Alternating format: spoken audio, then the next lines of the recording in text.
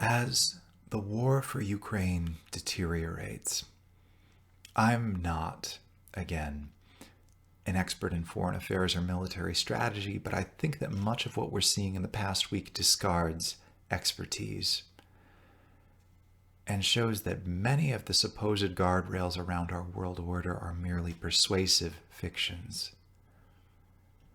The red lines in the Ukraine conflict, both in terms of escalation and the ultimate use of nuclear weapons, would seem to be invented. They are not algebraic. They do not follow from a formula. If there's anything objective to them, they are what we make up because we suspect it is most consistent with what all our counterparties are likely to make up. That is, it is everybody's guess at the projected consensus. For example, countries steadfastly refused to escalate militarily during the pre-invasion stage, while Russia was rather obviously building up troops at the Ukrainian border because they thought they could maintain unanimity on who was at fault if they refused to do anything that could be construed as provocation. This seems, in hindsight, like it was pretty effective at maintaining unity, at least in the West, although it does little to persuade Russia's actual allies. The point is, though, it was a made-up line. The working assumption now is that NATO cannot send troops into or establish a no-fly zone over Ukraine because that would trigger a war between Russia and the West. This is also made up. Putin could decide that economic sanctions alone constitute a war, as he recently hinted to the press. Putin could decide that a war to defend Ukraine posed him no threat at home and let it slide simply because he knew he would probably lose against a united West. These red lines are all about predicting the behavior of our counterparties, and our counterparty here seems increasingly erratic and irrational. The biggest set of red lines of them all, the nuclear red lines, are also, it would seem, invented. There is no mathematical rule that says that an encroachment on NATO's territory justifies that we risk nuclear war. It's all talk, it's assessment, it's guesses at what our allies and our enemies will support. There is no law of nature saying that even a small genocide is worth risking nuclear annihilation.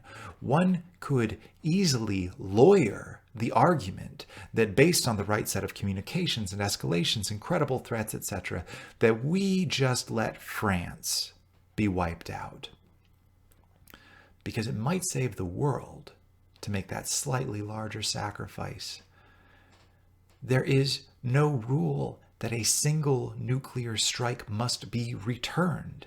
If Putin decides in his unstable state to declare that the West will suffer one surgical nuclear strike as a warning against larger conflict, he can say that. The words are available. The speech is probably drafted somewhere. He can say that the West has ignored his previous warnings and that they don't know where his full nuclear arsenal is hidden, and if they want to maintain a livable planet, they will take their losses and back down. And 24 hours later, after a major city is wiped out, no law of nature will send the nuclear counterattack.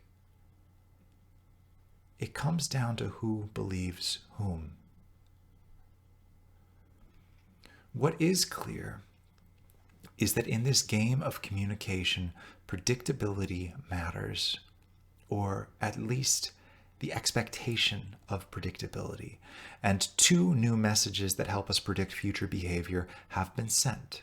First, Putin's Russia believes it can take over a non-NATO state with indiscriminate killing of civilians and face no external military force as long as it threatens to use nukes in response. Second, the West unanimously believes that letting a state outside of NATO fall to a hostile army is an acceptable loss to avoid the risk of nuclear conflict. This is potent information for other former Soviet republics outside of NATO, but it's also relevant to other nuclear powers in the future, including China, Pakistan, and North Korea.